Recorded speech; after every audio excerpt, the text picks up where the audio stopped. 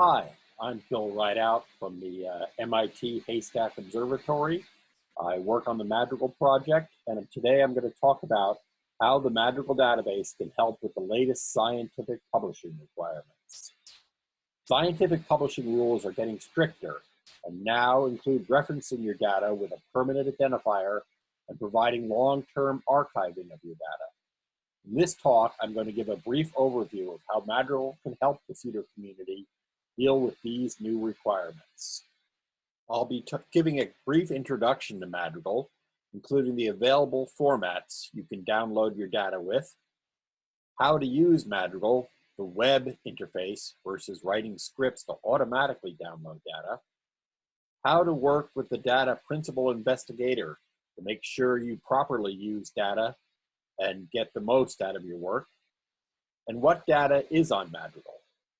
Next, I'll be discussing how can data on Madrigal be referenced in a paper easily using the tools already available on Madrigal. And finally, I'll discuss how I can get my data onto Madrigal so it can be archived and referenced. Madrigal is a distributed Geospace database. That means there are sites all around the world running Madrigal.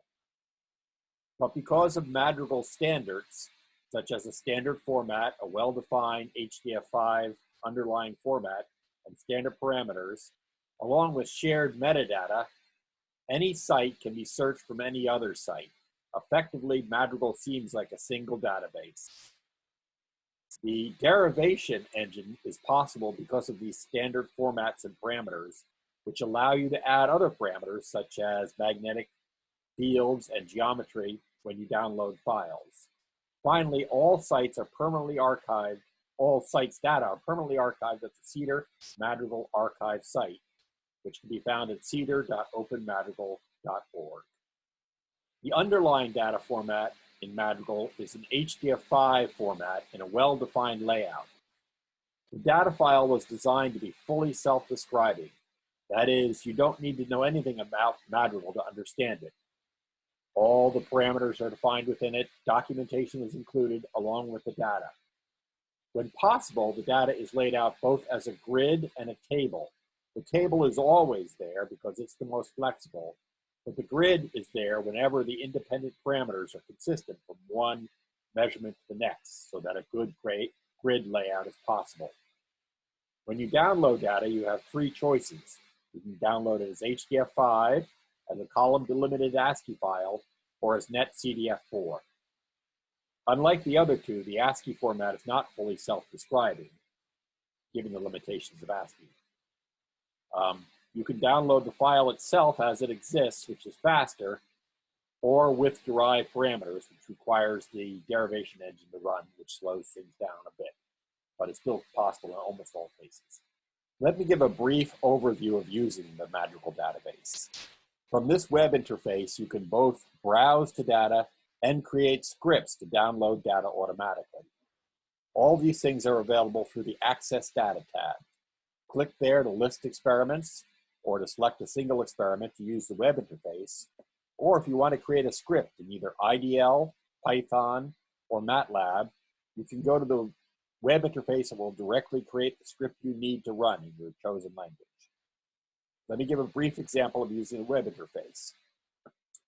We go to the List Experiments page. We choose what kind of instrument we want, say distributed ground-based satellite receivers, so we can see the GNSS TEC data. We choose a date range. Let's just say 2020, and list all the experiments that Madrigal has for this. Now, these instruments are, this data is just on the CEDAR database, so you see it's only the CEDAR database we have a link to.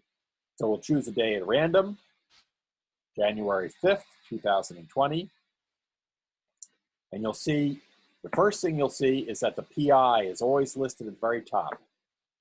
Discussing with the PI your data before you publish is extremely important. In fact, contacting the PI, if it's not you, early is the best way to get good scientific results. The next thing you'll see is the Select File button.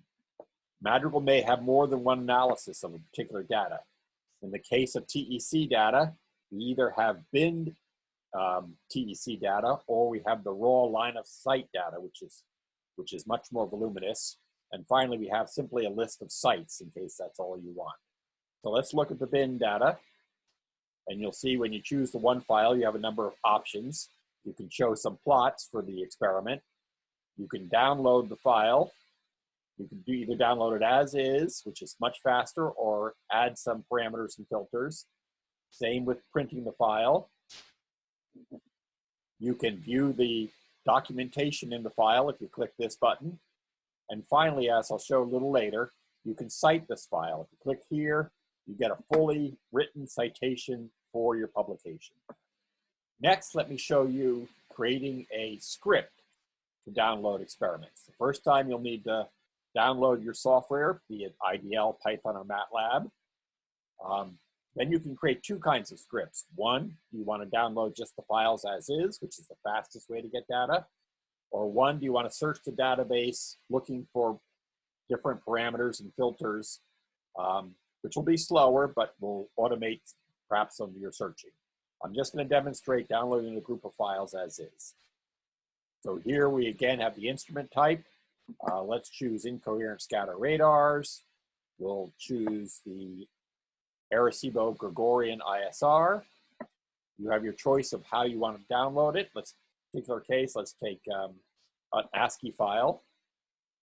You can choose Python, MATLAB, or IDL. Let's choose MATLAB. And just say what date range you want. So let's start with 2018.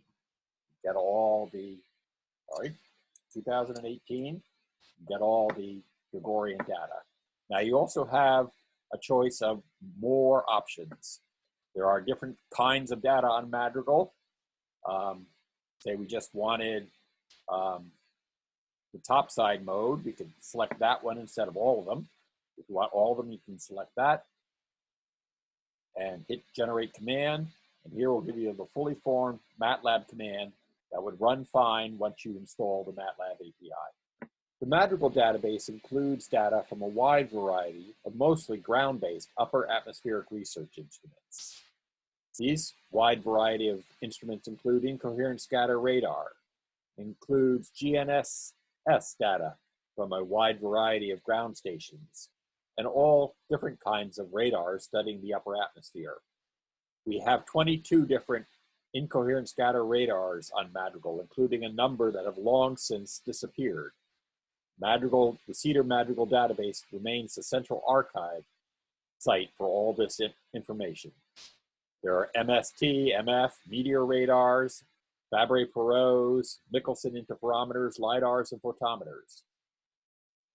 One of the more popular data sets is the GNSS TEC data, which includes line of sight for many of the recent years.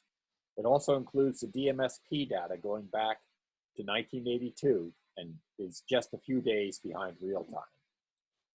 Next, I want to talk about how you can cite a Madrigal data file in your paper. We already briefly reviewed this. On every given page, you'll see the Cite This File button for any given file once you've selected it. Click that, and the URL appears below that you can paste right into your paper. A couple of things to point out about this URL. One is that it refers to w3id.org. This is a way of allowing this database to move to another site and still use this same URL in your citation to have it permanently valid. Finally, this URL refers only to a single Madrigal file, and if you need to cite multiple files, you'll have to do multiple citations. We have not yet figured out how to have a citation cover many, many files. The last topic I wanted to cover was how you can put your data on Madrigal, so they can be permanently archived and you can meet some of the requirements in the latest publication standards. There are two different choices. One is you can send your data directly to the CEDAR Madrigal site, where it will be stored in the central archive, and the other is to set up your own Madrigal site. For smaller sites, it makes more sense to send your data directly to CEDAR Madrigal. You just send it to me, Bill Rideout, at brideout@mit.edu. You send it to us in your own format. You may send me some documentation and discuss with me what the parameters all mean. We typically will write the loading program. It's a very simple Python API. Send you back the file in HDF5 format to verify it's correct. And then we come up with some way of adding the data either in batch, if you send us a bunch of files, or via an automated process. If you have a bigger site and you want to set up your own Madrigal site, we'll help you with the installation and writing whatever loading programs you need to load your data into Madrigal. They're available now in either Python or MATLAB. So you control when data is uploaded, and your site would then be automatically backed up to the central CEDAR Madrigal site. So in review, Madrigal can help you meet the new citation and archiving requirements. And the real bottom line is, if you need help with anything, contact me, Bill Rideout, at brideout@mit.edu. Thanks for your attention.